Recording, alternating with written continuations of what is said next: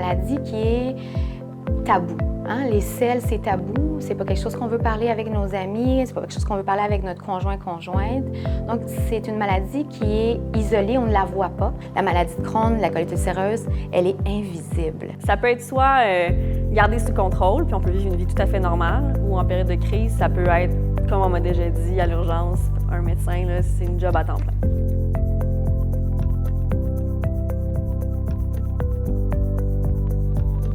Les maladies inflammatoires de l'intestin, c'est une famille de maladies où il y a de l'inflammation au niveau de l'intestin. Les deux grosses maladies ou les plus communes qu'on a, c'est la maladie de Crohn et la colite ulcéreuse. Souvent, à d'autres endroits, on va l'appeler la rectocolite hémorragique en Europe ou autre, mais ici en Amérique du Nord, on l'appelle surtout de la colite ulcéreuse. Alors, c'est notre corps qui a décidé avec le système immunitaire, de s'attaquer à nos propres intestins. Pour la colite ulcéreuse, ça touche seulement le côlon.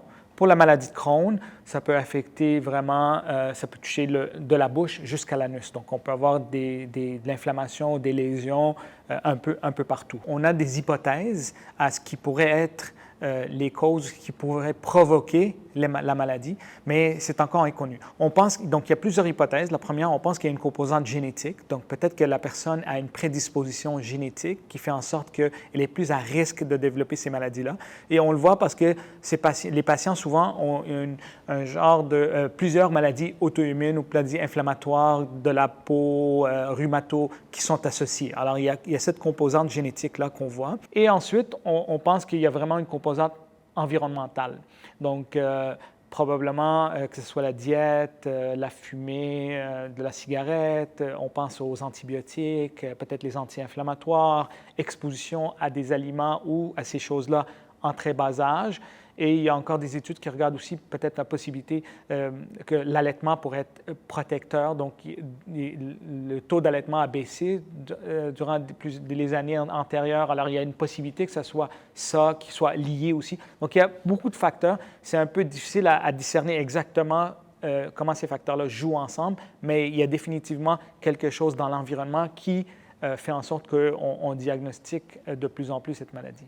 Selon les dernières statistiques au Canada, on pense que présentement, il y a un peu plus que 300 000 personnes qui sont affectées par les maladies inflammatoires de l'intestin, mais l'incidence continue à augmenter. Alors, on pense que vers 2035, à peu près 1 à 1,2 % de la population canadienne va être diagnostiquée avec une maladie inflammatoire de l'intestin et on prévoit que le plateau vraiment de la maladie où on va arriver à un plateau où on ne va pas continuer à diagnostiquer plus, arrivera vers environ 2050. Ce qu'on connaît le plus, c'est la diarrhée, donc les selles liquides, les crampes abdominales, les douleurs abdominales. Il y a la rectorragie, donc le saignement rectal, les pertes de poids, les pertes d'appétit. Souvent, chez les jeunes, on va voir vraiment une diminution au niveau de la croissance. Ça, c'est les symptômes classiques. Mais c'est sûr qu'avec la maladie de Crohn, qui est une maladie beaucoup plus complexe, on peut avoir des symptômes autres que ceux du système digestif. Puis, entre autres, il peut y avoir des implications au niveau de la peau, au niveau des yeux. Donc, c'est ce qu'on appelle des symptômes extra-intestinaux qui sont à l'extérieur du système digestif, mais qui peuvent être présentés par le patient. Comment on vit avec ça au quotidien, c'est beaucoup d'ajustements. Puis après ça, je te dirais qu'il ne faut pas non plus négliger l'aspect santé mentale, qui n'est pas souvent discuté nécessairement dans les premières étapes du parcours, mais c'est de savoir que ça se peut que tu fasses de l'anxiété, ça se peut que tu aies des périodes où tu es plus déprimé. C'est beaucoup gérer ton énergie. C'est vraiment ça la clé, je te dirais, là, pour vivre avec une maladie chronique en général, mais encore plus une maladie chronique inflammatoire de l'intestin, là, une MII. Là. Ça a un impact sur ta vie amoureuse, c'est certain. Dater avec une maladie inflammatoire de l'intestin, c'est pas toujours ce qui est le plus sexy. Là. Quand tu regardes Sex and the City, il y a un épisode où il disait « Ah mon Dieu, t'as fait caca chez lui, voyons donc, ça se fait pas. » Et moi, mon chum, là, ça fait 10 ans qu'on est ensemble, mais il savait quand on a commencé à se dater. J'ai été très franche depuis le début. Mais tu sais, notre première date, j'allais à la salle de bain tout le temps. Fait que ça a un impact sur ta vie amoureuse. Pas nécessairement d'une mauvaise façon, parce que tu choisis des bons partenaires qui qui vont être patients, qui vont être là pour toi, puis qui vont t'aimer pour les bonnes raisons. Sur ta vie professionnelle, je pense que je ne sais pas si j'aurais la même carrière que j'ai aujourd'hui si je n'avais pas été malade. J'aurais probablement évolué plus vite, probablement pas de la même façon. Tu sais, je pense que j'ai bâti un autre type de spécialisation, puis un autre type de relation aussi avec mes collègues, puis avec mon milieu de travail. Je ne suis pas sûre que j'aurais travaillé dans le milieu de la santé. Puis sinon, ça a un impact, bien, des fois sur les études, mais tu sais, justement, tu peux t'adapter. Moi, j'ai fait mon bac en 3 ans. Il y en a qui ont des programmes d'aide, justement, qui peuvent avoir des temps supplémentaires, qui peuvent avoir des discussions avec les professeurs pour voir s'il n'y a pas des ajustements possibles. Sur les amitiés aussi, des fois, tu sais, je veux dire, ma maladie a un impact sur tout le monde autour de moi. Dans les périodes où j'étais très, très malade, mes parents ont été stressés. J'ai des amis qui avaient peur que je décède. On ne s'en est pas parlé à ce moment-là, mais on s'en est parlé après. Puis c'est là que tu vois que ça a un impact sur tout le monde. Puis c'est mon conjoint, ça a eu un gros impact sur sa vie aussi, c'est sûr. Fait que comment ça a impacté ma vie? Un peu dans tout, mais en même temps, je ne sais pas si je prendrais une autre vie que celle que j'ai eue. Tu sais. Les traitements disponibles, donc, ils varient un peu si on parle de la colite ulcéreuse ou de la maladie de Crohn, parce que c'est des maladies qui ne sont pas exactement les mêmes, comme on a discuté un peu plus tôt. Mais pour la colite ulcéreuse, on dirait à peu près 50% ou un peu plus des patients vont répondre à des médicaments qu'on appelle les 5-ASA, ou c'est des médicaments anti-inflammatoires, mais pas ce qu'on appelle des médicaments biologiques ou immunosuppresseurs. Si les gens ne répondent pas à ça, bien sûr, là, on va aller vers des agents biologiques ou des immunosuppresseurs.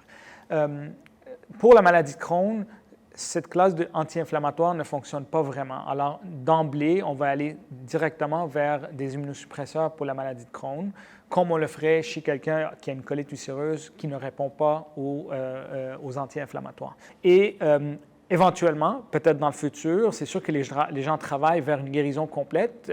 On ne sait pas à quel moment il va y avoir une percée.